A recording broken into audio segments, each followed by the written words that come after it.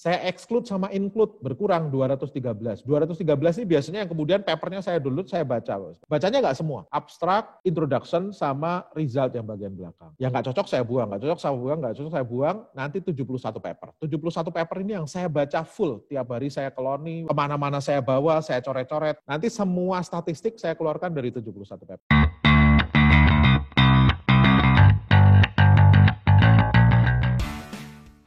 Jadi hari pertama kita bahas 1 dan 2, Bos. Definisi kemudian tahapan ini sudah. Bahwa tahapan itu ternyata ada khas untuk orang komputer, itu tentukan bidangnya dulu, tentukan topik, terus cari masalahnya, baru kemudian cari orang-orang sudah sampai di mana untuk memecahkan masalah itu, baru kemudian usulan kita apa, kita evaluasi, terus kemudian kita publish atau kita tulis dalam bentuk paper, publikasi atau skripsi atau tesis gitu ya. Nah, sekarang kita yang ketiga, yang literatur review. Ceritanya gini, pertanyaan pertama, ini yang kemarin kita diskusikan. Jadi tahapan penelitian itu, tentukan bidangnya dulu. Saya masuk ke bidang yang mana ini, biar clear positionnya. Kenapa harus tentukan bidang? Karena nanti Bapak-Ibu sekalian, pada saat publikasi paper, penelitian, itu Bapak-Ibu sekalian milih jurnal itu kategorisasinya bidang. Journal of System and Software, itu pasti orang software engineering. Journal of Empirical Software Engineering.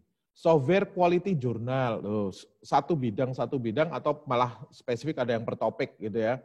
International Conference atau International Journal on Fuzzy System. Nah, itu udah masuk ke topik yang spesifik gitu ya.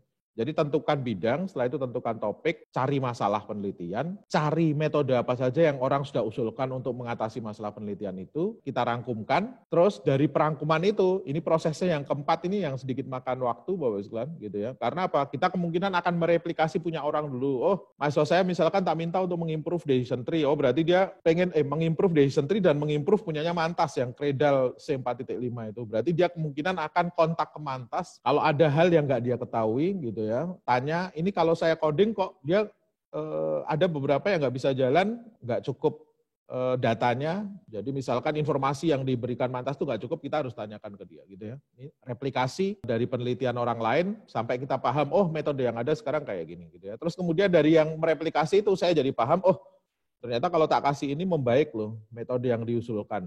Apa yang saya usulkan gitu ya. Saya evaluasi metode saya publikasi, atau kalau saya mahasiswa S1, S2, saya susun dalam bentuk skripsi atau teks. Bingkainya, kalau lihat di sini, Bapak. Bingkai dari seluruh aktivitas ini, literatur review. Maknanya apa toh? Milih bidang, itu karena baca. Milih topik, baca literatur. Cari masalah, baca paper juga, makanya dapat masalah gitu ya. Saya rangkumkan metode yang ada, loh dari baca gitu. Makanya literatur review ini bingkainya. Apapun tahapan kita, literatur review. Efeknya apa? Makanya saya tulis, S1 lulus kalau baca paper 20-70 gitu tadi ya. Ini karena memang bingkainya kita baca. Sekali lagi, kenapa kok kita harus mereview literatur? Satu, untuk memperdalam pengetahuan tentang bidang yang kita teliti. Terus saya bacanya apa? Textbooks, bukan baca paper. Banyak orang salah. Contoh nih, riset saya tentang decision tree, Pak. Makanya saya nyari paper tentang decision tree, salah. Karena apa? Dia belum tahu decision tree itu makhluk apa. Baca bukunya dulu. Gitu kan, baca textbooks-nya dulu, baca Witten, baca Hansen Camber, baca Agarwal gitu ya, yang nulis tentang decision tree gitu ya. Itu namanya memperdalam pengetahuan tentang bidang dan topik yang kita teliti. Saya pengen lebih spesifik, di buku agak broad, oke. Saya lebih spesifik, mulai baca paper, tapi papernya bukan paper yang teknikal, papernya survei. Paper survei itu tulisannya di depannya, literatur review on gitu. Systematic literature review on, gitu juga ada. Review of atau survey of, itu biasanya survei tentang satu topik. Kenapa kita harus baca survei ini, Bapak sekalian? Menghemat waktu kita. Systematic literature review yang nanti akan kita susun, itu paper yang kita dikumpulkan oleh para peneliti, itu ribuan paper dikumpulkan, dicari mana yang bagus, sampai ketemu hanya sekitar 70 yang bagus. Daripada saya bertahun-tahun atau berbulan-bulan melakukan itu, mending saya baca paper surveinya orang, menghemat waktu saya cukup membaca 70 paper yang dia rujuk, itu sudah yang pasti bagus di topik itu. Gitu ya. Makanya biasanya kalau mahasiswa saya, setelah baca textbook, baca survei paper dulu, baru setelah survei paper oke, semakin dalam, saya mulai baca, saya minta baca technical paper. Hasil penelitian yang berhubungan dan yang sudah dilakukan orang untuk topik saya. Nah, itu technical paper. State of the art methods, metode-metode yang digunakan orang untuk memecahkan masalah yang akan saya angkat ini. technical paper. Tapi kadang muncul juga di survei paper. Memperjelas, saya pengen tahu masalah penelitian, technical paper. Prioritas literatur ilmiah yang bisa kita gunakan, Bapak Ibu sekalian. Yang pertama, jenis literatur ya, paper dari jurnal. Kalau Bapak Ibu sekalian pengen sehat hidupnya, karena ada adagium Bapak Ibu sekalian bahwa 90% paper di dunia ini buruk dan busuk, makanya tersisa 10%. Pertama, pilih jurnal, jangan pilih conference proceeding. Conference proceeding lupakan dulu semuanya, pilih jurnal dulu. Atau book chapter, sebab kayak Springer itu terbitkan series book chapter.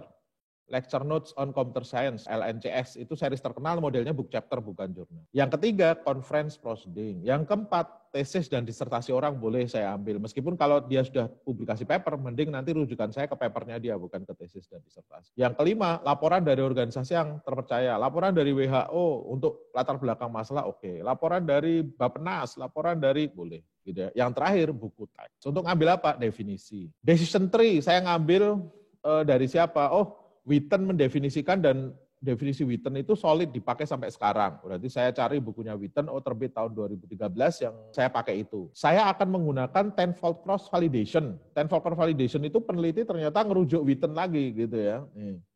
Dikatakan bahwa paling untuk memvalidasi gitu ya, menguji, mengevaluasi, paling fair pakai tenfold cross validasi gitu ya. Data saya bagi 10, terus kemudian 10% untuk testing, 90% untuk training gitu ya, nanti dilakukan 10 kali, diambil rata-rata gitu ya, para peneliti sepakat itu, dan itu Witten yang ngomong, itu saya ambil, itu nanti Bos. Urutannya kayak gini, prioritaskan mengambil paper jurnal, nanti paper jurnal itu kita prioritaskan juga yang terindeks oleh ISI, itu dulu namanya ISI, sekarang namanya Web of Science, WOS gitu ya, dan Scopus. Nanti cara ngeceknya simagojr.com, dimasukkan nama jurnalnya, bukan nama papernya. Nanti di sana kelihatan. Saya nemu paper terbit di Journal of System and Software misalkan gitu ya. Apakah benar? Ini bagus. Nanti saya searching di Simago JR, kelihatan di sana. Oh, ini ternyata jurnal Q1 loh gitu ya. Nah, hati-hati dengan Q, Bapak. Q itu apa toh?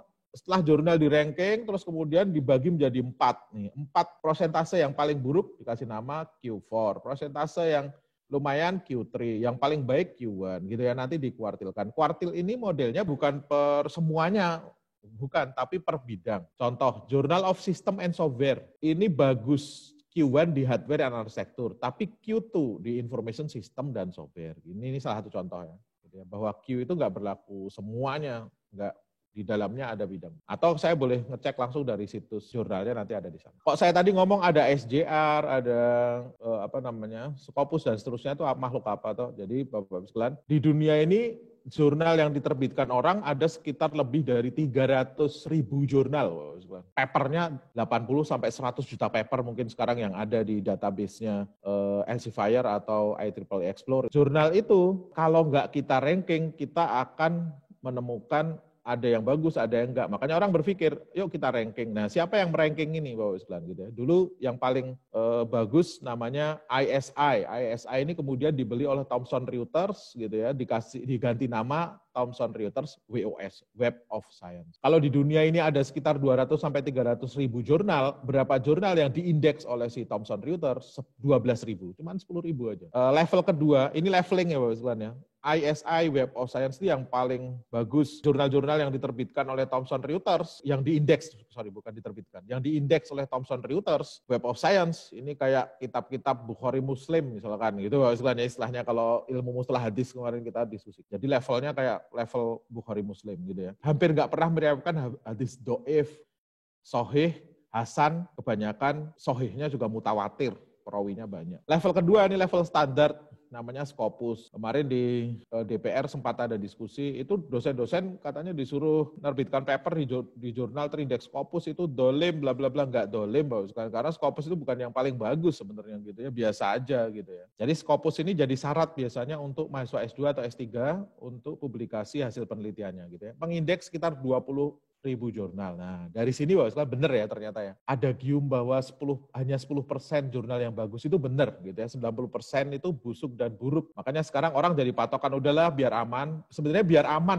ngambil aja yang Scopus gitu ya. Ngambil aja yang Scopus. Kalau pengen lebih solid lagi yang satu. Nah, yang terakhir Bapak sekalian, yang mengindeks jurnal itu Google Scholar. apapun yang kita buat asal bentuknya kayak paper oleh Google Scholar diindeks. Makanya Google Scholar ini agak nggak terlalu tapi Google Scholar bantu kita karena dia mengindeks apapun yang ada di dunia ini. Kalau ada orang-orang seperti saya, misalkan saya nemu paper terus saya bagi ke mahasiswa saya baginya lewat situs saya upload di sana. Itu karena terupload di web, dia langsung terindeks oleh Google, nanti diambil oleh Google, kita bisa mengakses paper itu. Organisasi pengindeks jurnal selain itu ada EBSCO, DBLB, ProQuest gitu ya. Boleh dikatakan levelnya, kastanya itu kasta ketiga. Jadi nanti kalau ini dibuat kasta, satu itu Brahmana, dua itu Ksatria. Nah, Google Scholar ini Sudra, gitu ya. Nih. Jadi biasanya kita pakai 1 dan 2 itu dulu. Mereka ini nanti, organisasi ini membuat algoritma. Algoritmanya dibikin oleh mereka. Thomson Reuters membuat 2 algoritma, namanya JIF, Journal Impact Factor, sama Eigenvector gitu ya. JIF, istilah jurnal-jurnal berimpact tinggi, itu berangkatnya dari JIF ini, Bapak. Kayak saya naik Honda gitu ya, karena motor kebanyakan Honda gitu ya, saya naik Honda ini sama. High Impact Factor Journal, orang-orang nyebut itu jadi bahasa biasa sekarang di dunia akademik gitu ya, itu sebenarnya omongan JIF ini, Journal Impact Factor. Ada lagi dia buat Eigenvector. Kalau Scopus buat Simago Journal Rank sama Source Normalized Impact per Paper SNIP, tapi yang kita pakai SJR gitu ya. Cara ngeceknya pakai Simago JR. Google membuat algoritma Edge Index. Algoritma Edge Index ini apakah terus nggak laku? Enggak, sekarang justru laku karena Scopus dan WOS Thomson Reuters pakai Edge Index ini untuk membuat profil dari para peneliti. Paper-papernya itu sudah disitasi orang berapa kali dan seterusnya pakai Edge Index gitu ya. Jadi rankingan jurnalnya pakai algoritmanya ini, organisasinya ini. Gitu ya. Ada beberapa organisasi yang memberi insentif. Kalau berhasil nulis paper nembus jurnal Thomson Reuters, WOS atau ISI dapat uang nih gitu ya. IF di atas 30, nilai JIF, nilai Jurnal Impact Factor di atas 30, 25 juta dan seterusnya. Ada yang kayak gitu. Terus saya nyarinya dari mana gitu ya. Nyarinya dari Science Direct, apps kalau orang komputer kebanyakan IEEE Explore, Springer, Science Direct gitu ya. Atau ACM-ORG juga oke. Ini kalau kampusnya langganan yang paling murah ACM. ACM itu relatif masih murah gitu ya. Terus Springer lumayan murah, yang agak mahal Science Direct. Science Direct itu untuk langganan perlu miliaran, Science Direct itu. Makanya banyak kampus-kampus khususnya swasta, termasuk Udinus dan seterusnya ini mahasiswa Udinus nggak bisa mengakses Science Direct. Tapi nanti kita lihat setelah ini gitu ya. Terus ada jurnal yang kita temukan ketika kita searching, gratis saya dapat karena ada peneliti yang mengupload itu, gitu ya. Nggak sengaja dia sebenarnya. Google Scholar kadang ketemu, CiteSeer juga kadang ketemu, 2 itu. Kalau ke mahasiswa saya, Bapak sekalian, saya minta untuk datang ke Science Direct sama Springer dulu aja. Science Direct itu memuat hampir 20% publikasi yang ada di dunia ini. Kalau langganan, akses saja ke situ, gitu ya. Nah, sumber pencarian literaturnya pakai 2 ini. Jadi misalkan ke Google Scholar, saya searching, nanti seperti ini keluar, gitu ya. Nah, pertanyaannya Bapak sekalian, jurnal-jurnal yang bagus itu kan ada di Science Direct, Springer, IEEE Explore, padahal tempat saya nggak langganan. Gimana caranya? Nah, gini Bapak Sekalian, ini dulu Bapak Sekalian ada gerakan namanya Science 2.0 namanya Bapak Sekalian. Gitu ya. Science 2.0 itu Bapak Sekalian konsepnya gini, saya sebagai peneliti nulis paper, saya terbitkan di jurnal yang diterbitkan oleh Elsevier Bapak Sekalian. Misalkan Journal of System and Software.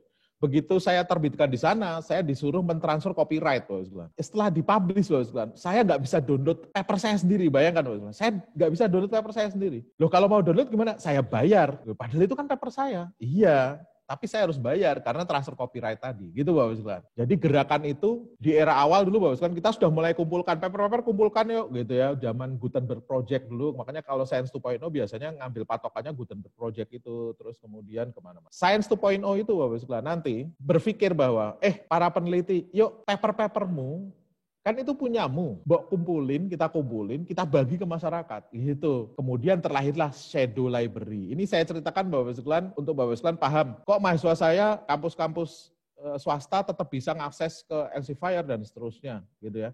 Kita terpaksa pakai Shadow Library ini nanti Bapak Sekalian, gitu ya. Nih, Shadow Library ini jadi perdebatan. Tokohnya Bapak Sekalian, Snowden-nya saintis itu si Alexander L. Barkan ini Bapak Sekalian. Jadi perempuan dari Kazakh Bapak Sekalian, dia ambil S2 di Inggris kalau nggak salah Bapak Sekalian. Kemudian dia membuat Shadow Library yang namanya Sci-Hub, LibGen dan seterusnya. Ini kalau saya cerita ini mungkin ada beberapa orang, wah Mas Romi ngajarin nggak bagus, ini tempat dunia hitam di publikasi. Ini saya ceritakan apa adanya, Ustaz. Karena apa? Kegelisahan Alexander Elbakyan ini kegelisahan para peneliti sejak lama, lahirlah gerakannya Science 2.0 movement gitu ya, sampai kemudian diimplementasikan si Alexander Elbakyan buat Sci-Hub gitu Bapak sekalian ya. Dan paper yang ditulis orang di tahun lalu ada satu yang ditulis oleh Balas Bodo Bapak sekalian, bagus banget gitu ya. The Science of Piracy, the Piracy of Science. Sebenarnya siapa yang maling gitu ya sebenarnya. Siapa yang mempiracy ini siapa gitu kan. Soalnya kalau kita mau jujur, tadi kan paper saya publish ke Elsevier. Loh kok saya nggak bisa ngakses punya saya sendiri? Ini sebenarnya yang maling siapa? Padahal sama Elsevier dijual gitu kan Bapak Sekalian. Nih. Makanya kemudian Bapak Sekalian, ide tentang Sci-Hub ini diterima luas oleh para peneliti. Dan kita nyangkanya Bapak Sekalian, orang Indonesia, saya banyak ngomong tentang ini, orang Indonesia nyangka, wah Mas Romi ngajarin tentang plagiarisme nggak ini? Ceritanya gini, Bos. Di papernya si Bodo ini, Bos, ditulis statistik pengguna shadow library itu ternyata, Bos, Amerika sama Eropa gitu, Bos. Dan kenapa kok Sci-Hub ini masih tetap ada, Bos? Bahkan sekarang jalannya makin mudah karena didukung banyak peneliti gitu ya. Banyak peneliti yang mengamini ide ini. Saya nulis paper, saya submit ke jurnal, kenapa saya harus bayar untuk baca paper saya? Lucu banget ini, padahal saya nggak dibayar. Peneliti nggak pernah dibayar, Bos. Beda dengan pemusik yang dapat royalti dari karaoke kan, peneliti nggak pernah dibayar, penulis buku gitu ya dibayar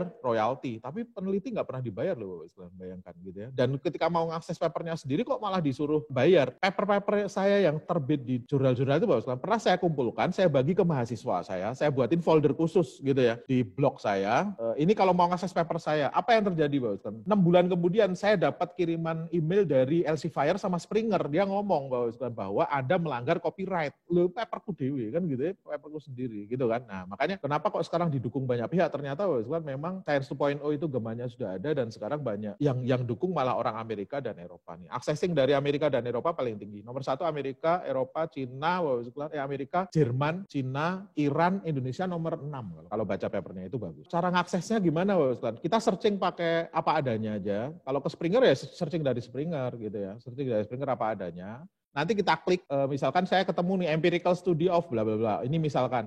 Nah, di sini nanti URL-nya Bapak sekalian, saya cemplungin ke situs Sci-Hub gitu aja, gitu Bapak sekalian. Tapi sekarang ada karena Sci-Hub-nya itu ganti-ganti nama Bapak sekalian, tapi tetap dilindungi orang ya, tetap dikasih donasi. Orang kemudian membuat versi Telegramnya, Telegram bot-nya ada Bapak sekalian, namanya Sci-Hub bot namanya. Jadi URL-nya cukup cemplungin di dalam Sci-Hub bot, nanti langsung dia downloadin untuk kita bleng, gitu. Ini sekali lagi tak beri pengantar supaya nanti nggak ada yang nyerang ke saya, Mas Romi ngajarin plagiarisme. Ini salah satu shadow library, Bapak sekalian, kalau di kampusnya langganan sebaiknya pakai yang ada di kampus, nggak ada masalah. Tapi kalau untuk kampus desa gurem, fakir miskin dan anak telantar gitu ya, yang nggak punya dana, apakah kita akan berhenti? Kita terpaksa pakai ini dulu nggak apa-apa gitu ya. Sampai memang gerakan shadow library dan Science 2.0 ini Bapak sekalian nanti dilarang di semua tempat, itu oke lah. Oke, jadi nanti setelah saya download Bapak sekalian searching dari Springer, searching dari IEEE Explore, searching dari Science Direct gitu ya. Kita dapat paper kita gitu ya. Papernya nanti dicemplungin ke Mendeley Bapak sekalian. Cemplungin papernya ke Mendeley. Mendeley itu bentuknya seperti apa? Ini saya top Bapak sekalian, saya ganti, saya screen sharing lagi. Seperti ini Bapak sekalian. Jadi ini contoh kita pakai Mendeley. Jadi nanti paper-paper saya cemplungin ke sini, Bos. Paper-papernya saya cemplungin ke sini. Misalkan nih, topik saya tentang software defect prediction nih di sini. Nah, saya ngumpulin survei paper, saya masukkan ke folder Systematic Literature Review di sini. Nanti semua paper ini yang ada saya cemplungin di sini yang tentang survei paper. Ada yang bahas tentang dataset analisis. Saya masukin ke folder dataset. Ada yang bahas tentang metode komparasi berbagai metode di software defect, cemplungin ke sini. Ada yang bahas tentang boosting sampling gitu ya. Class imbalance saya cemplungin di sini. Ada yang bahas tentang feature selection, masih di software defect prediction ini, bukan di bidang lain. Software defect prediction gitu ya. Ada yang tentang ensemble. Nih, semuanya saya kumpulin seperti ini nanti Bapak sekalian. Nih, saya kumpulin dulu semuanya gitu ya. Nanti saya baca. Ini kalau kita klik di sini, saya pengen baca misalkan punyanya Menzies, saya bisa ngasih catatan, saya bisa ngasih highlight misalkan building quality software is expensive. Oh, ternyata benar ya. Saya kasih highlight, nanti muncul kalau Bapak sekalian pakai tablet, install Mendeley, muncul highlight kita, catatan-catatan kita. Ini misalkan saya kasih note di sini, akan jadi masalah penelitian saya gitu nih misalkan. Ini nanti note-nya akan nongol di berbagai tempat. Jadi buat akun di Mendeley nanti download aplikasi. Sebenarnya selain Mendeley ada banyak, nggak ada masalah. Ini cuman kalau saya sudah hampir 10 tahun ini pakai Mendeley dan nyaman gitu ya. Mendeley itu nanti saya pakai kayak gini, jadi buat folder, subfolder, letakkan papernya, bibliografi dari paper akan tampil secara otomatis. Begitu papernya saya cemplungin ke sini, nanti dia akan membuatkan kita bibliografi secara otomatis. Kalau jurnalnya bagus, dia akan muncul sendiri.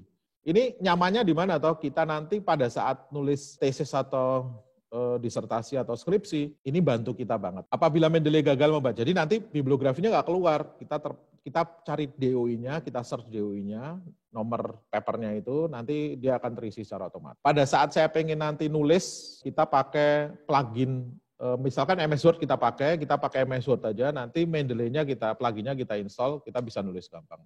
Nah, bentuknya seperti ini, Bapak sekalian. Tadi sudah kita baca paper, ngasih catatan gitu ya, Bapak sekalian ya. Nah, ini yang saya ceritakan tadi, Bapak sekalian. Misalkan saya nulis nih, nanti kita akan bahas nanti ya. Saya nulisnya pakai Microsoft Word. Ini saya gedein biar kelihatan, Bapak sekalian. Di bawah ada daftar referensi gitu ya, Bapak sekalian ya. Di atas nanti saya nulis software defect prediction bla bla bla bla bla. Ini yang ngomong siapa toh? Lesman gitu ya, Bapak sekalian ya. Nah, ini di sini saya masukkan dulu reference, insert bibliografi. Nah, di sini ini kemudian saya citasi di sini. Software defect prediction is insert citation. Mendeley-nya muncul, saya tulis Lesman tadi. Ini kan. Saya klik. Nah, lihat otomatis ya, kan keluar sendiri di sini. Jadi nggak pakai manual ini, kita tulisnya sendiri di sini. Loh, itu kan gayanya IEEE ya, di tempat kita pakai APA, ubah aja di sini nanti. APA 6 edition nih. Oh, berubah sendiri. Oh, di tempat saya enggak, tempat saya pakai Harvard gitu ya. Klik aja di sini dia jadi Harvard. Sedangkan song, nih, songnya saya kutip papernya song. Ini tinggal insert citation di sini, saya cari song, oh keluar nih songnya nih. Nih. Keluar secara otomatis. Ini nanti Bapak sekalian bantu kita bahwa daftar referensi itu daftar kutipan, bukan daftar bacaan. Kita baca, tapi nggak kita kutip, jangan dimasukkan ke daftar referensi. Terus, yang tadi saya ceritakan, Bapak sekalian. Nah, berikutnya ini yang paling penting nih. Paper saya sudah temukan, Bapak sekalian, survei paper dan technical paper. Jadi sekali lagi, paper itu terbagi menjadi dua. Technical paper itu hasil eksperimen kita, ada kontribusi ke pengetahuan, kita tulis dalam bentuk paper, itu namanya technical paper. Kalau survei paper yang isinya survei tentang bidang yang sedang kita garap. Jadi satu bidang itu dibahas, itu namanya survei atau review paper, sama aja nanti namanya terserah. Jadi ada technical paper sama survei paper. Tadi sudah saya jelaskan. Supaya kepala kita nggak pusing, Bapak sekalian, bagi peneliti yang mulai topik baru, jangan baca technical paper dulu, baca survei paper dulu supaya menghemat waktu. Technical paper dulu, Bapak sekalian. Technical paper itu nanti, Bapak sekalian, saya kalau disuruh baca 700 paper, ambrol ini Pak otak saya. Karena tidak semuanya harus kita baca, gitu Bapak sekalian. Technical paper itu nanti yang dibaca cuma 3 hal, Bapak sekalian. Yang ditarik itu cuma 3 hal. Yang pertama, masalah penelitian dia itu apa? Nanti begitu, ini masalah penelitiannya beda dengan punya saya nih, jauh banget. Wah, loh masalah penelitian itu ada di mana? Ada di abstrak. Kalau nggak muncul di abstrak, ada di introduction. Makanya kita itu nggak perlu baca detail semuanya sampai halaman ke-18, enggak. Halaman 1 di abstrak, lihat, kok masih nggak muncul ya, lihat introduction, di sana pasti keluar masalah penelitian.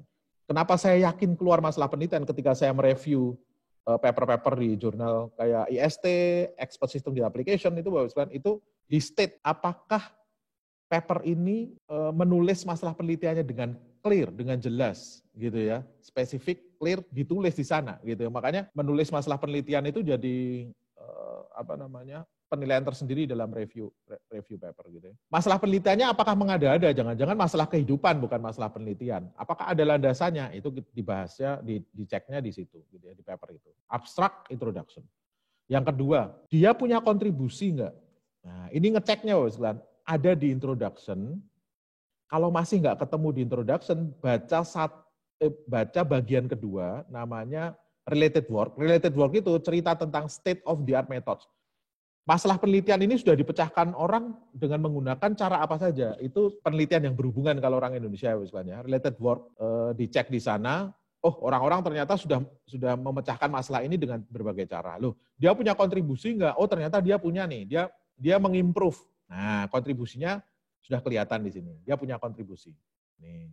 Pertanyaannya, kontribusi dia ini valid nggak, dalam arti diuji nggak. Lihat di bab keempat nanti Bapak Ibu sekalian, ada nggak di sana tabel atau grafik yang menunjukkan bahwa metode dia itu lebih baik bila dibandingkan dengan yang lain. Cara dia ngukurnya kayak gimana, apakah pakai statistik, diuji beda, atau di Friedman test, atau diapakan, nanti keluar di sana.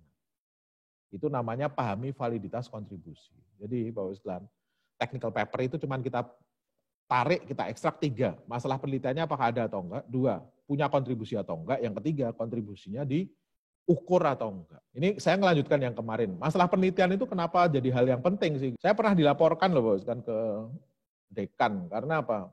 Mahasiswanya ngomong, Pak Romi itu 1 semester Pak ngajarin riset metodologi, cuman ngajarin nyari masalah penelitian. Bayangkan ya, saya nggak bisa nulis tesis dengan baik karena cuma disuruh nyari masalah. Masalah penelitian itu Bapak Ibu sekalian, alasan utama kenapa kita melakukan penelitian. Makanya sifatnya Bapak Ibu sekalian, masalah penelitian itu akidah dari penelitian nih, akoid penelitian kita itu masalah penelitian. Bayangkan Bapak Ibu sekalian, kalau masalahnya ternyata saya sudah cari masalahnya ketemu nih, oh kemudian saya membuat solusi dari masalah saya ini. Solusinya sampai kemana-mana, oh saya bangun sistem, saya pakai ini, teori macam-macam saya pakai. Ternyata Bapak Ibu sekalian, masalah penelitian ini nggak solid ini ternyata. Maknanya apa? Bangunan yang kita bangun roboh, buat sistem juga muspro, mubazir, ngapain buat sistem, oh ternyata masalah penelitiannya itu bukan masalah penelitian gitu.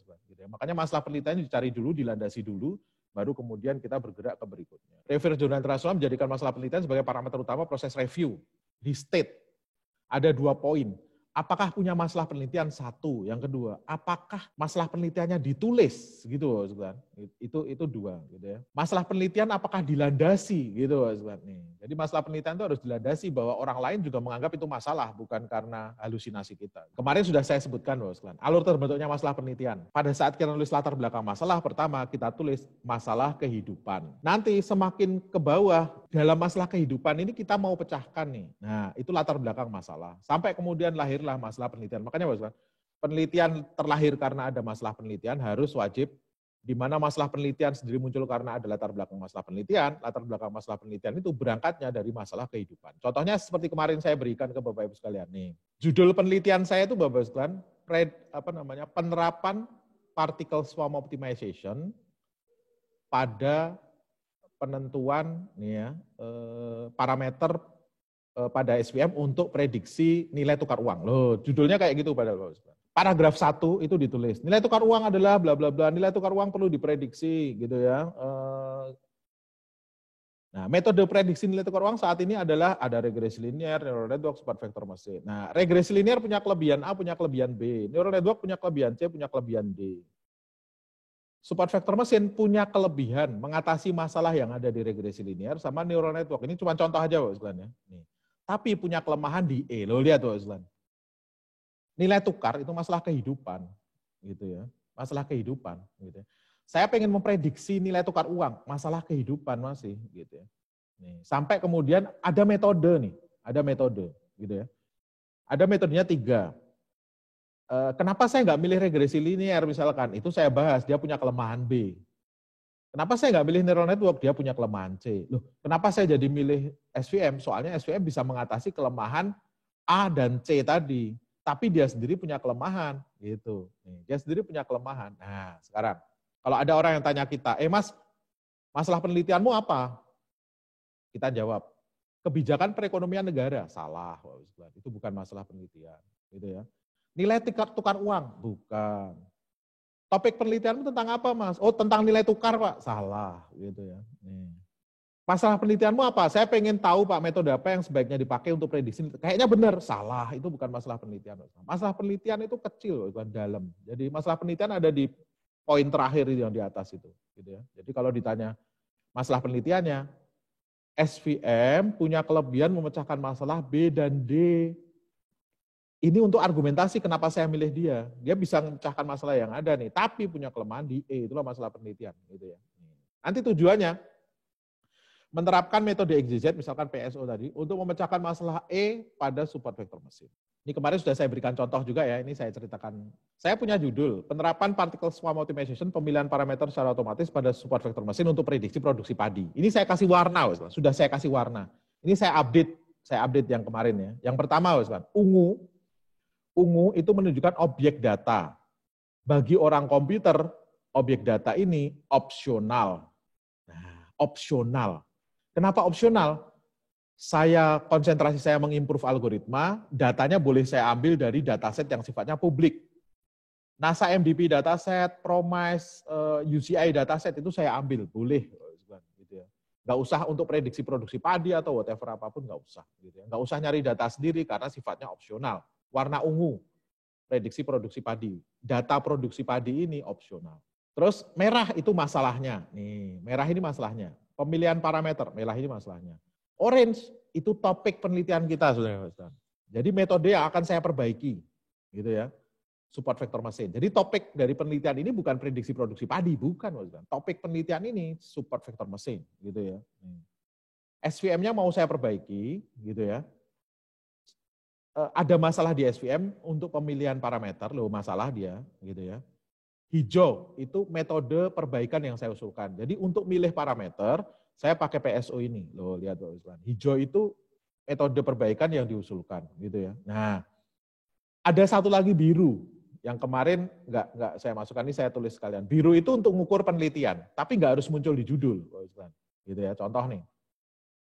Masalah penelitian. Sekali lagi, diskusi masalah penelitian boleh menggunakan wording apapun, sebenarnya. Yang penting namanya masalah penelitian. Boleh namanya identifikasi masalah penelitian, boleh namanya masalah penelitian doang, boleh namanya rumusan masalah. Kalau rumusan masalah nggak dipakai untuk research question, pakai untuk statement boleh, gitu ya. Nah, SVM dapat memecahkan masalah bla bla bla, tapi punya kelemahan di sulitnya pemilihan parameter yang sesuai yang mengakibatkan akurasi tidak stabil. Lihat Bosman, cara ngukurnya nanti penelitian kita akurasi. Biru itu cara ngukur. Apakah biru itu harus muncul di judul? Enggak muncul juga enggak apa-apa. Kalau mau muncul di judul berarti penerapan PSO untuk pemilihan parameter secara otomatis pada SVM atau meningkatkan gitu ya. Penerapan particle swarm optimization prediksinya lebih akurat loh gitu. Nah, contoh lagi. Neural network ini sebenarnya sudah bagus tapi punya masalah nih, nanti kalau baca paper kan, kalau paper bahasa Inggris selalu dia puji dulu baru however gitu ya. Itu sudah mulai keluar, oh ini masalah penelitian nih gitu ya. Ini masalah penelitian. Nih, jadi orange itu topiknya. Jadi kalau ditanya penelitianmu topiknya apa Mas? Neural network. Gitu, neural network gitu ya. Bukan prediksi harga saham, bukan gitu. Neural network terbukti memiliki performa yang bagus untuk menangani data yang besar seperti harga saham, tapi punya kelemahan di gitu ya, karena harus secara trial and error sehingga tidak efisien, tidak akurat. Nah, nanti dari sini rumusan masalah, kalau saya mau pakai istilah rumusan masalah nggak ada masalah gitu ya. Bagaimana peningkatan akurasi dan efisiensi, lihat yang warnanya ini. Jadi pertanyaannya benar-benar nanti terjawab di bab 4 gitu ya. Peningkatan akurasi efisiensi neural network apabila pada pemilihan rasa jaringan diotomatisasi menggunakan algoritma genetika. Hijau itu metode perbaikan yang saya usulkan. Gitu. Nih. Tujuan menerapkan algoritma genetika yang warna hijau tadi untuk mengotomatisasi masalahnya dikejar pada neural network topiknya sehingga cara ngukurnya lebih efisien dan lebih akurat. Beautiful, gitu ya. Nanti bab 4 itu kita isi hasil. Apakah ada peningkatan setelah saya pakai algoritma genetika sesuai dengan rumusan masalah gitu ya. Saya tarik kesimpulan di bab 5 gitu ya. Research question itu dosen memberi gambaran loh, boleh what, when, why boleh, but not how does boleh, how much boleh, but not how to. Nggak boleh bagaimana cara gitu ya. Kalau orang Indonesia semuanya bagaimana cara. Bagaimana cara mengembangkan nih? Itu bukan masalah penelitian, itu masalah pribadinya si penelitinya, gitu ya. Bagaimana cara mengembangkan, bagaimana cara mengintegrasikan, itu masalahmu, bukan masalah penelitian, gitu. Masalah penelitian itu hasilnya akan kayak gimana? Kalau kita tulis bagaimana cara mengembangkan di bab 5 nanti tarikan kesimpulannya sulit nih. Berarti kan cara mengembangkannya adalah padahal di sana telah terwujud, gitu ya nanti ya biasanya. Contoh lain lagi, nih Bapak Sekalian. Algoritma K-means algoritma yang populer, efisien, tapi punya kelemahan loh masalah sehingga tidak efisien. Oh, lihat cara ngukurnya clear. Solusinya yang warnanya hijau itu. Gitu ya. Mau saya maksi hijau itu. Gitu ya. Oke ya, sekalian ya. Nanti kalau mau latihan masalah penelitian dilandasi siapa yang menyebut bahwa itu masalah penelitian. Gitu. Ini oke lah. Ini kalau biasanya mahasiswa saya kasih tugas mereview paper biasanya V yang pertama ya, saya ajak. Jadi V itu prediksi produksi grain production gandum atau beras ya Pak Usman ya. Dengan PSO berbasis SVM yang tadi saya sebut loh. Objek datanya padi, latar belakangnya mau prediksi produksi padi, metode yang sudah ada, state of the art methods-nya, ada cara konvensional, cara time series gitu ya. Kenapa kok SVM yang saya pilih? SVM itu sebenarnya bagus, akan tetapi gitu. Itu jadi masalah penelitian.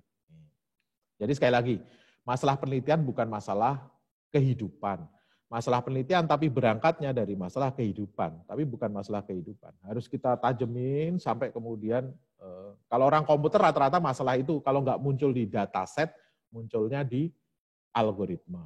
Gitu ya. Kalau muncul di dataset itu misalkan, noisy data, nih, datanya banyak yang redundant, datanya banyak yang rusak, itu biasanya muncul di data. Gitu ya. Kelasnya imbalance kalau orang data mining. Gitu ya. Nanti ini dilatih. Oke, Pak. Terus, nah yang berikutnya survei paper. Gitu ya. Jadi tadi technical paper kita baca. Nih, survei paper cara bacanya gimana? Survei paper itu cara bacanya terpaksa kita baca semua, Bapak. Gitu ya. Nah, jadi Bapak sekalian ceritanya ini sudah saya ceritakan juga. Nanti Bapak sekalian kalau baca survei paper ini keluar, itu jenisnya sesuai dengan jenis literatur review, jenisnya itu ada 4. Bapak sekalian. Pertama, traditional review. Jadi survei paper itu ada yang bentuknya tradisional, itu yang seperti yang kita lakukan sekarang lah, gitu ya. Decision tree adalah bla bla bla bla bla bla kita tulis di sana, itu traditional review, gitu ya. Nah, yang akan kita pelajari hari ini systematic literature review atau systematic review. Gitu ya. Ada lagi systematic mapping study. Ini untuk kategorisasi clustering biasanya gede. Yang terakhir tertiary study. Tertiary study itu apa toh, Bapak-Ibu sekalian? Dari systematic literature review tadi kan dilakukan nih, dalam satu topik dilakukan, gitu ya. Nanti tertiary study itu dilakukan dalam bidang. Setelah banyak orang membuat SLR, kita buat SLR dari SLR, itu tertiary study, gitu ya. Sama jagoannya si Barbara Kitchenham itu, gitu ya. Kalau yang membawa itu ke dunia komputer itu. Gitu. Sekarang SLR ini relatif stabil, gitu ya, relatif banyak dipakai, bahwa established sudah di cara untuk mereview metode di bidang computer science, khususnya karena si Barbara Kitchenham orang software engineering, makanya di software engineering. Gitu ya. Nanti kalau pengen baca papernya, googling aja, ini ada. Gitu ya. Padahal bentuknya technical report, tapi citasinya tinggi banget. Nah, traditional review itu, Bapak sekalian, permasalahannya kenapa kita berangkat ke systematic literature review, traditional review itu bisa bias, Bapak sekalian. Cara saya milih paper, gitu ya. Misalkan Liao nulis Intrusion Detection System Comprehensive Review. Liao menulis dengan ya apapun, dia baca paper, cemplungin ke situ, dia tulis, dia analisis, gitu aja. Nggak ada cara untuk milih papernya kayak gimana, paper ini nggak layak saya pakai loh, penelitinya siapa yang jagoan sih sebenarnya di sini, nggak ada analisis itu. Nah itu traditional review. Saya ketemu, saya percaya, saya masukkan itu ke dalam paper yang saya baca, terus kemudian saya review. Ini gaya traditional review, gitu ya. Jadi nggak basisnya sistematis, cara saya memilih papernya ada caranya dan seterusnya. Nah, kalau systematic mapping study, itu mengcluster paper-paper, gitu ya.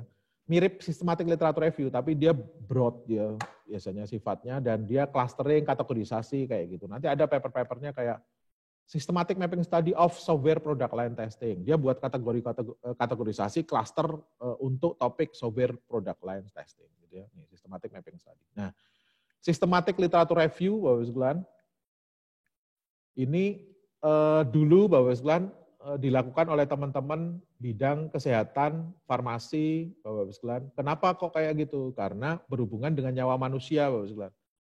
Jadi kalau saya ngomong bahwa satu batang pohon bisa menyembuhkan penyakit kanker, terus kemudian saya padahal itu penelitiannya nggak jelas, gitu ya, nggak ada gitu ya, atau saya pseudoscience saja, terus kemudian saya terbitkan di papernya nggak jelas juga, jurnalnya nggak jelas juga, Karena orang searching penyakit kanker pada banyak, nemu itu, wah ini menurut ini keren banget ini, bla bla bla, gitu Bapak sekalian ya. Padahal ini berhubungan dengan nyawa manusia. Nah, makanya di dunia kesehatan, Bapak sekalian, farmasi yang paling duluan menerapkan sistematik literatur review biasanya, gitu ya. Kalau orang komputer, Bapak sekalian, kenapa itu kita terapkan? Karena publikasi paper terlalu banyak, gitu ya, kita harus menggunakan cara yang sistematis untuk memilih literatur itu supaya enggak chaos, gitu ya. Nanti judulnya pakai systematic literature review on, systematic review of, gitu. Misalkan judul-judulnya kayak gitu nanti. Atau kasih topik dulu, variability in software system, ;2, systematic literature review. Gitu ya. Nah, tertiary study. Si Barbara Kitchenham tadi setelah ngajari orang SLR, Bapak Sekalian, gitu ya. Orang sudah bisa ini semua SLR di bidang software engineering jadi jamak, nggak ada kerjaan nih Barbara Kitchenham. Akhirnya dia memutuskan, saya buat SLR dari SLR, gitu ya.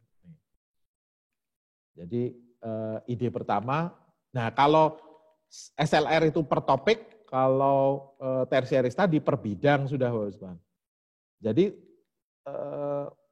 systematic literature review on software defect prediction, systematic literature review on variability software system, systematic literature review on software testing. Nanti sama si Barbara Kitchenham dikumpulin semuanya, Bapak Sekalian, dia buat systematic literature reviews in software engineering tertiary study. Ini paper yang bagus kalau kita pengen nyari, Bapak Sekalian, di bidang software engineering itu topiknya apa saja sih, baca tertiary study, SLR dari SLR ini. Gitu ya. IST ini saya jadi reviewer juga, Bapak Sekalian. Systematic Reviews in Software Engineering. Ini kalau saya orang software engineering baru, newbie, saya akan baca papernya Kitchenham, ini menghemat waktu saya. Gitu ya. Nah, ada lagi yang buat Research Synthesis in Software Engineering, tertiary study sama. Gitu ya. Nah, jadi mereview paper survei. Kalau bentuknya itu SLR dia punya RQ sendiri, kayak orang melakukan penelitian, Bos. SLR itu kayak orang melakukan penelitian, punya riset question sendiri, jadi pahami RQ-nya. Kalau saya konsentrasinya pengen tahu penelitinya, lihat peneliti apa saja, siapa saja yang sering nulis, nanti ada di sana. Terus kemudian kalau saya pengen tahu algoritma apa yang banyak dipakai, itu searching yang bagian base algorithm di bagian belakang, gitu ya, atau base method. Gitu ya. Terus kalau ada RQ tentang research challenge, research problem, nah itu saya masalah penelitian biasanya akan ada di sana. Gitu ya. Nah contohnya seperti ini. Systematic literature review of machine learning based software development effort estimation model. Jadi ini software effort estimation ini, Bapak Ibu sekalian, kalau di kampus ada yang ikut kelas saya software engineering atau sistem analisa desain, saya ajarkan ya. Di dunia software engineering itu dikenal, Bapak Ibu sekalian, gayanya Allen Albrecht function point sama use case point, gitu ya. Itu menghitung effort yang legend gitu ya. Kalau di dunia Scrum ada plank poker, ada banyak juga nih. Cuman kalau dulu yang paling lebih solid itu function point sama use case point. Function point itu bahkan ada sertifikasinya. Nanti kalau pengen ngambil sertifikasi penghitungan effort atau cost bisa ikut sertifikasi di Brandmatics gitu ya. Nah, ternyata effort estimation ini sekarang orang pakai machine learning loh gitu loh. Makanya judulnya Systematic Literature Review of orang penelitian-penelitian yang menggunakan machine learning untuk menghitung effort gitu ya. Ini good nih, when. Systematic Literature Review on Fault Prediction nih ketika saya riset tentang software defect prediction ini yang saya baca pertama kali. Nah, nanti ada banyak lah. Nanti kalau pengen latihan bisa lihat dari sini. Kayaknya papernya masih saya letakkan di blog saya deh. Nanti kalau nggak terhapus ya, gitu ya. Jadi beberapa paper saya letakkan di blog, dulu sempat kena warning, makanya saya hapus. Cuma nanti dicek aja masih ada atau enggak, gitu ya. Nah, sekarang Bapak sekalian, setelah tadi kan kita baca survei paper, baca technical paper. Sekarang kita akan nulis, Bapak sekalian, nulis gitu ya. Jadi cara nulis saya gimana, cara melakukannya kayak gimana, cara nulisnya kayak gimana. Ini saya lewati yang lain, Bapak sekalian. Mengapa menulis segala macam, oke lah. Intinya Bapak sekalian, kenapa kok kita harus publikasi? Kalau tidak dipublikasikan, maknanya itu belum dilakukan, gitu ya konsepnya. Makanya ini harus hati-hati. Setiap riset life cycle itu diakhiri dengan penulisan. Gitu. Ini saya lewati aja. Masalah standar penulisan referensi, APA, Harvard, ini kita nggak usah bingung, Bapak sekalian, karena apa? Dibantu oleh Mendeley sama Microsoft Word, otomatis dia buatkan untuk itu. Gaya penulisan skripsi atau tesis di Indonesia itu ada polanya, Bapak sekalian, gitu ya. Introduction, literature review, metodologi, atau kalau di luar negeri kita sebut experiment settings gitu ya, sama result and analysis. Jadi babnya ada 5, masing-masing kayak gini. Ini oke lah. Nanti ada cara ngasih judul segala macam di belakang. Kita konsentrasi ke SLR, soalnya waktu kita nggak baca. Cara membuat abstrak dan seterusnya ada saya buat di sini. Saya berikan contoh gimana cara membuat latar belakang masalah juga gitu ya. Ini beberapa kesalahan yang sering kita ini. Saran, sebaiknya metode yang digunakan oleh, itu bukan saran. Saran itu feature works ya. Pada penelitian ini ada temuan ini akan diteruskan oleh peneliti untuk riset berikutnya. Kayak gitu. Bukan saran ke orang lain sebenarnya saran. Makanya nama saran sebenarnya nggak bagus. Jadi ini tadi sudah saya sebut jenis view paper itu ada 4 ini gitu ya. Nah yang SLR itu kayak gimana? Nah SLR ini kayak gini Mas. Saya nulisnya di bagian ketiga, reporting. Nih, reporting ini cara saya nulis. Cara saya melakukan review literaturnya gimana? Ya, bagian 1 planning sama conducting ini yang kedua. Yang pertama, formulasikan research question dulu. Apa yang mau saya tulis gitu ya. Pertanyaan apa yang akan saya jawab gitu ya. Formulasikan research question dulu. Yang kedua, develop review protokol. Protokol apa yang saya pakai? Contoh, topik apa, saya intervensi dengan apa nanti, gitu ya. Saya filter dengan apa yang saya cari, gitu ya. Riset yang dataset apa yang saya gunakan, gitu ya. Itu masukinnya ke protokol. Cara saya mengakses penelitian saya, gitu ya. Apakah dia harus terbit di jurnal? Apa yang boleh masuk dan apa yang boleh keluar? Itu namanya semuanya review protokol. Dari review protokol itu kemudian saya identifikasi dengan menggunakan review protokol mana literatur yang bagus. Searching pertama, itu saya nemu 2.500. Terus kemudian, cara saya scanning supaya saya bisa lebih kecil lagi. Nah, gitu ya. Itu nanti pakai protokol, kita lakukan di situ. Gitu ya. Pokoknya saya perform selection primary studies, gitu ya. Saya perform data ekstraksi, saya assess kualitas dari papernya itu. Gitu. Terus kemudian saya temukan, saya rangkumkan, oh ternyata dari 2.500 ada 103 paper yang paling bagus, saya anggap paling bagus dari hasil systematic review. Nah, nanti semua data-data yang saya keluarkan, saya ambil dari 103 paper ini. Gitu ya. Itu yang paling layak, saya tulis. Gitu ya. Research question, pertama, ini nggak perlu saya jelaskan detail, Bapak Ibu paham gitu ya. Apa yang akan saya cari dari SLR ini, gitu ya. Nanti kita tulis di bawah. Nanti ada polanya, Bapak Ibu nggak harus develop from scratch juga. Gitu ya. Nih, cara pencariannya ada gitu ya. Nah biasanya kita buat table namanya PICOC. PICOC itu populasi, intervensi, comparison, outcome, sama konteks. Jadi populasi itu Bapak Ibu sekalian, misalkan penelitian mahasiswa saya ngambil gaya ketiga, berarti algoritma yang dia pakai untuk improve satu algoritma, K-means misalkan. Nah populasinya dia tulis K-means gitu. Intervensi, K-means itu banyak problem. Ternyata K-means untuk penentuan centroid awal yang akan dia intervensinya penentuan centroid awal pada K-means gitu ya. Apakah ini akan saya mengkomparasi? Enggak ada komparasi karena dashboard ini untuk bab 2 gitu ya. SLR untuk bab 2 gitu ya. Outcome apa yang dikejar dari peneliti itu saya pengen cari DBI index atau performance dari K-means yang paling bagus. Performance dari K-means pengukurannya bisa DBI dan seterusnya gitu ya. Konteks, apakah saya cari peneliti yang ngambil dataset dari UCI atau enggak, kita bisa pilih. Oh, saya karena biar enggak ribet, saya hanya akan ngambil penelitian yang ngambil dataset dari UCI. Pilih aja di bawah, gitu ya. Tapi kalau enggak kita batasi, saya akan nyari apapun. Datasetnya mau private, mau publik, mau saya boleh juga. Gitu ya. Itu namanya PICOC. Systematic Review of Cross Within Company Cost Estimation Studies, ini ditulis oleh Kitchenham. Population, Software Web Project. Intervensi, Cross Company Project, dan seterusnya. Yang saya tulis, saya buat Systematic Literature Review, Software Defect Prediction, Research Trend, Dataset, Method, and Framework. Nah, populasi, software application, software system, information system. Intervensinya, yang defect prediction, gitu ya. Saya nggak melakukan komparasi. Yang saya kejar, akurasinya, konteksnya dataset kecil dan gede yang dipakai di industri dan di dunia akademisi. Nah, terus RQ setelah itu. PICOC-nya ketemu, saya kemudian nyusun RQ. Apa yang akan saya cari?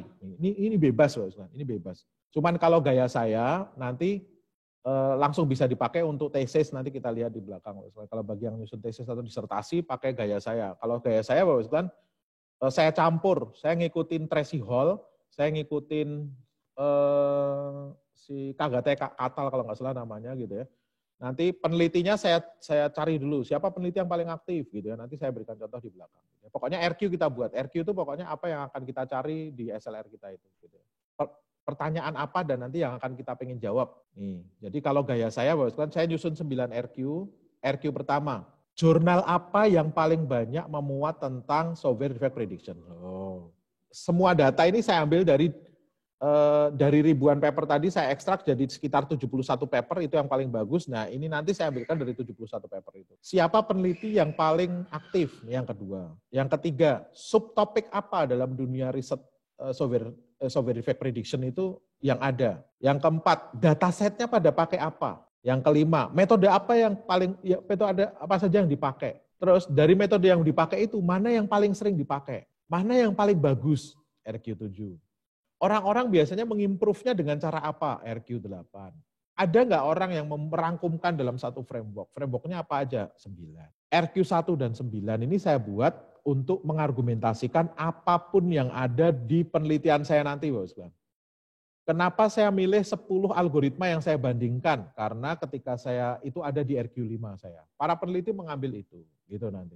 Kenapa saya menggunakan improvement yang kayak saya lakukan gitu ya. Salah satunya karena saya menggunakan gayanya si RQ8.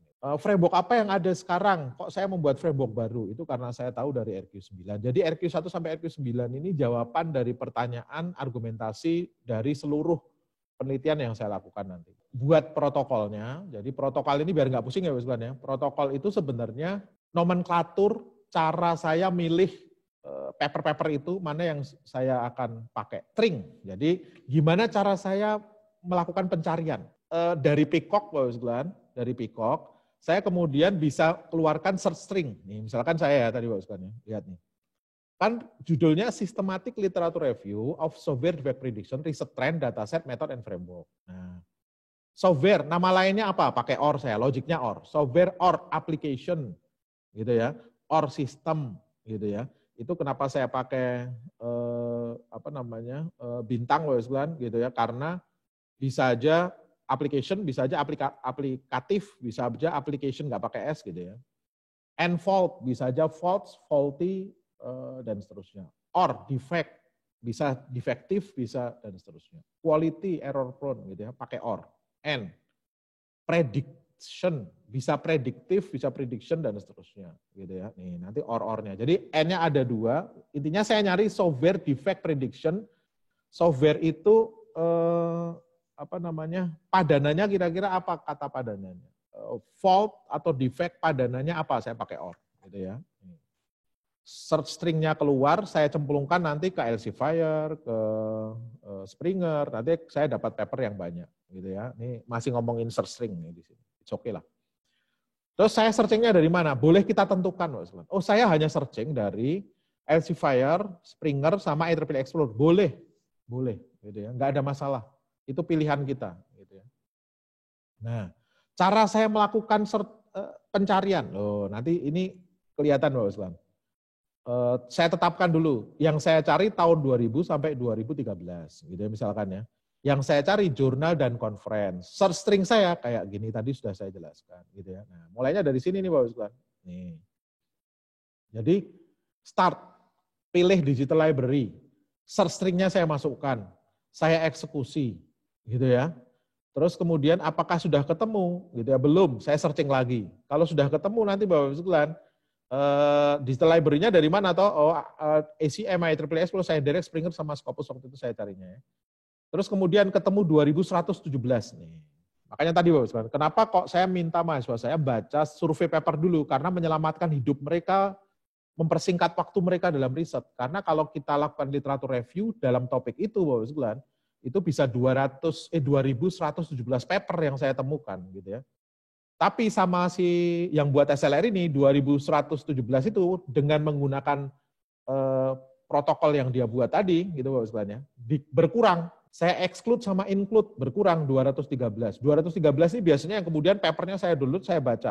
Bacanya nggak semua. Abstract, introduction, sama result yang bagian belakang. Yang nggak cocok saya buang, nggak cocok saya buang, nggak cocok saya buang. Nanti 71 paper. 71 paper ini yang saya baca full. Tiap hari saya keloni, saya baca, kemana-mana saya bawa, saya coret-coret. Nanti semua statistik saya keluarkan dari 71 paper ini.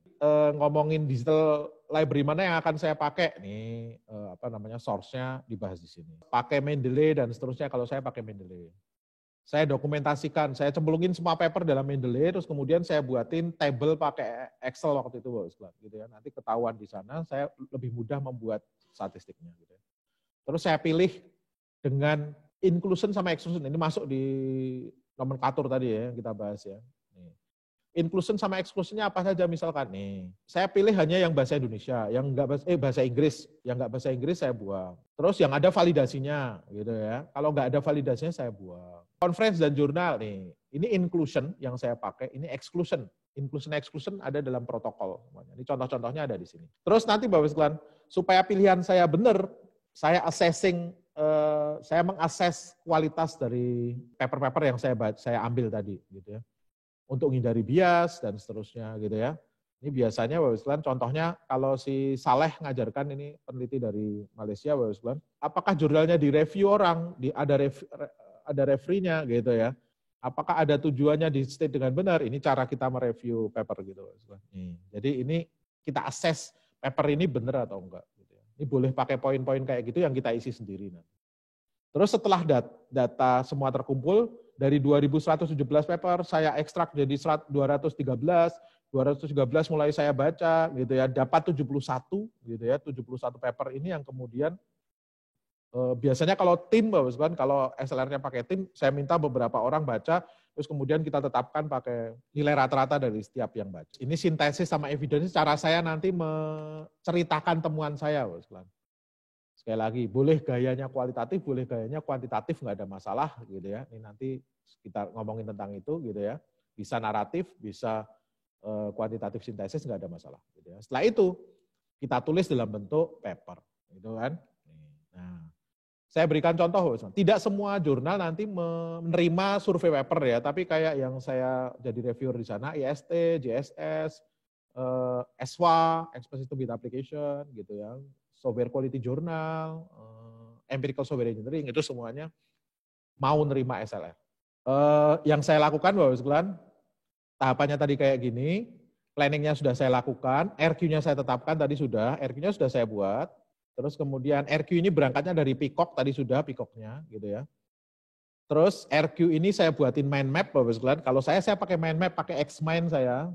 Terus kemudian software Xmind, terus kemudian saya tulis software recommendation di tengah RQ1 apa, nanti saya klik jawabannya akan keluar gitu ya. Nanti rangkumannya saya berikan di paling. Cara saya memilih paper tadi saya buatkan di sini. Terus inclusion exclusion-nya, protokolnya mulai saya ceritakan gitu ya. Nah, hasilnya. Jadi dari 9 RQ tadi mulai saya jawab satu persatu nih Bapak sekalian. Which journal is the most significant software defect prediction journal gitu ya. Mana yang paling banyak memuat tentang SDP, software defect prediction. Oh ternyata IEEE Transaction Software Engineering yang paling banyak. Ada pertanyaan, ngapain toh ini harus saya jadikan RQ? Supaya nanti ketika saya publikasi, saya misalkan publikasinya ke Advanced Science Letter tuh, atau ke Empirical Software Engineering gitu ya. Itu orang akan bertanya, kenapa kamu publikasi di sini? Saya jawabnya pakai ini. Loh, saya publikasi di sini karena di RQ1 saya SLR itu memang ada jurnal itu, makanya saya publikasinya di sini gitu. Jadi ini untuk melandasi kita nanti gitu ya.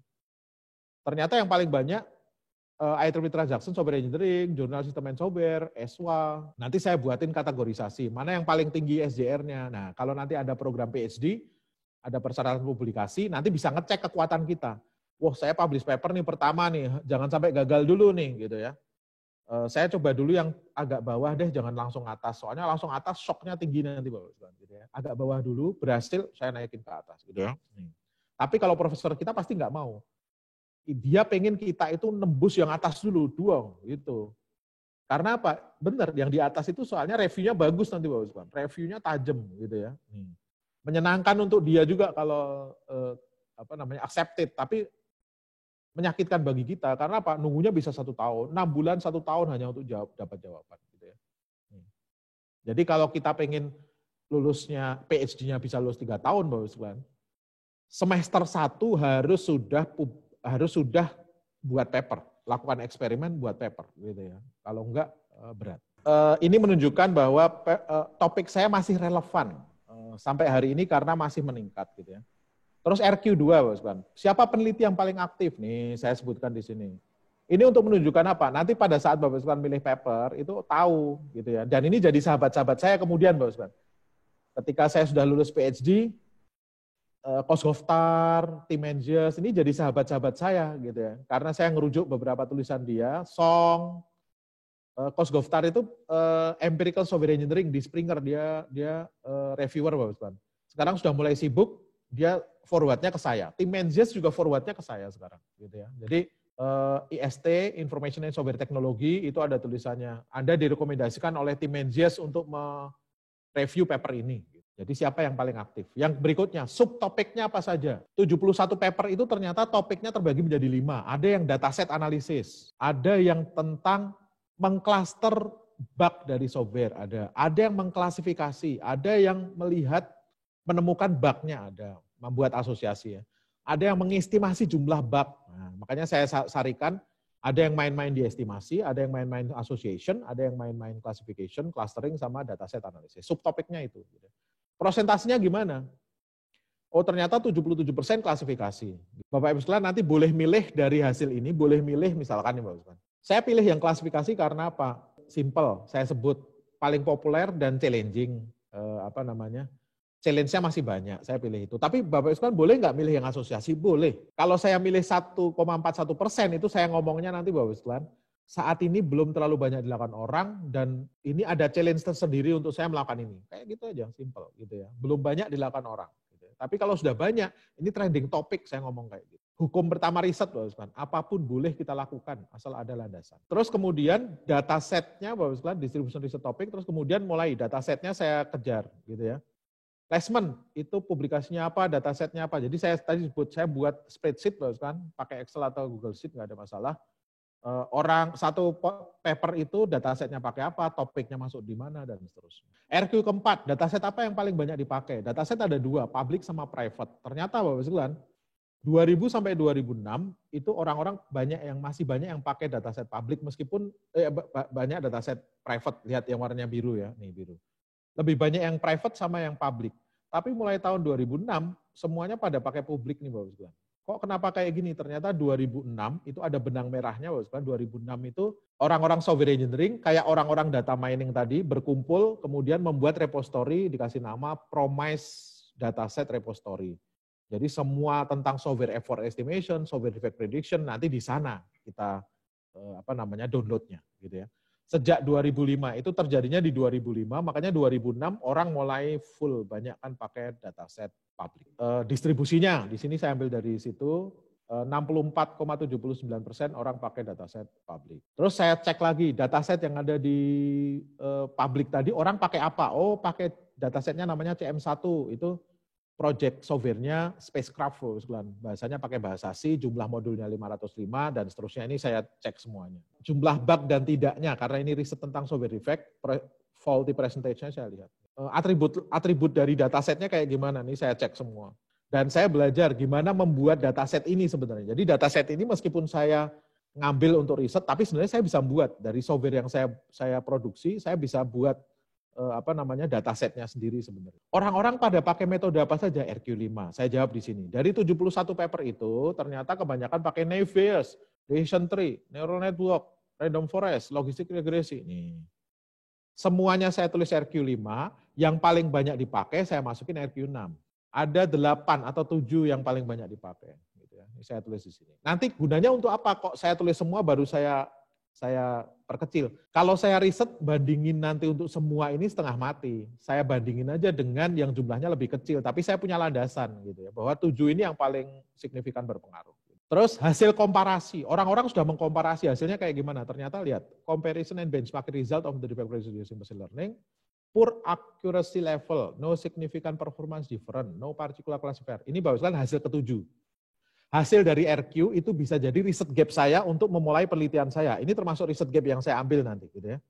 Jadi ditulis oleh Leishman, the accurate and reliable classification algorithm to build better prediction model is an open issue. Nah, dari ini saya ambil, oh ini berarti akan saya pakai nih gitu ya untuk penelitian saya juga, gitu kan. Jadi riset gap. Orang-orang improve dengan cara apa? Oh, ada yang mengensembling, ada yang modifikasi, ada yang boosting, ada yang feature selection. Ini saya cek semuanya. Framework, siapa saja yang mempropose framework, ada Menzies, Leishman, Song. Ini kemarin sudah saya sampaikan, Mas. Beda dengan dunia industri, saya terima 3 meja, saya jual, saya terima 3 meja, saya bersihkan baru saya jual, saya terima 3 meja, saya bikin bimbel, itu orang industri. Kalau orang akademisi, saya terima 3 meja, saya preteli satu persatu. Nih, saya preteli satu persatu. Terus tugasnya akademisi membuat hal yang baru yang berbeda dengan yang 3 meja yang ada ini, gitu ya. Framework-nya masing-masing saya preteli satu persatu kayak gini. Selesai, mind map totalnya saya buat, SLR-nya selesai. Gitu, Mas. Bagi saya sebagai peneliti, apakah selesai pekerjaan saya? Enggak. Dari SLR itu saya nemukan riset gap. Gitu ya. SLR menghasilkan riset gap. Dari hasil SLR kita menemukan riset gap yang menjadi kandidat masalah penelitian yang akan kita angkat pada penelitian kita. RQ7 itu saya jadikan riset gap saya yang pertama. Hasil dari komparasi itu enggak ada yang dominan loh. Leishman ngomong, kayaknya dibutuhkan satu gaya komparasi tersendiri. Riset gap yang kedua, masalah software defect prediction itu di data, noisy attribute predictor sama imbalance class distribusi. Ini saya jadikan problem yang kedua. Problem yang ketiga, neural network sama SVM ini sebenarnya sudah bagus, tapi punya masalah di itu yang ketiga, gitu ya. Ada 3. 1, 2, 3 saya jadikan riset problem. Itu nih, saya tulis dengan bahasa yang lebih gampang. While many studies on software defect prediction report the comparative performance of the classification algorithm used, but there is no strong consensus on which classifiers perform best. Gitu. RP1 ini nanti, ini ada RP3 RP. RP1 ini kemudian saya membuat cara mengkomparasi. Loh. Ada pertanyaan, Pak Romi cuma mengkomparasi doang, tapi kok bisa jadi paper masuk ke jurnal terindeks? Bisa, karena apa? Yang saya usulkan bukan saya hasil komparasi, saya bukan framework yang saya pakai untuk mengkomparasi bahwa dari data set terus kemudian saya validasi dengan apa, terus kemudian saya komparasinya pakai apa, itu gaya saya yang kemudian sekarang banyak dipakai oleh mahasiswa saya itu. Gitu. Ada kontribusinya di sini, saya kasih nama CFSDP, Comparison Framework of Classification Model for Software Defect Prediction, gitu kan. Jadi saya komparasi semua, ternyata Bapak sekalian temuan saya bisa menstate. Kalau Leishman, Song, Hull, dia nggak berani menstate mana yang paling bagus gitu ya. Leishman juga nggak berani state. Saya bisa state gitu. Saya ngomong bahwa LR dominan.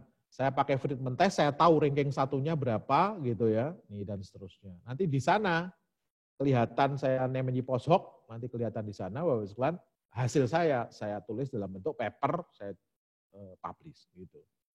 Saya masuk ke RQ2, RP2 ke RQ3 misalkan saya masuk. Oh, detailnya saya mulai memperbaiki fitness functionnya, saya uji coba dan seterusnya untuk menunjukkan penyelesaian RP2 yang tentang noisy attribute tadi. Nanti di sana Bapak sekalian hasilnya saya keluarkan gitu ya. Terus kemudian saya uji statistik gitu kan. Saya lanjutkan lagi risetnya Bapak sekalian, saya ngimprove lagi RQ3 mungkin gitu ya. Ini hasilnya kayak gini, saya bandingkan dengan punyanya Leishman, punyanya Menzies, punyanya Song, punya saya jauh lebih bagus loh secara overall gitu ya.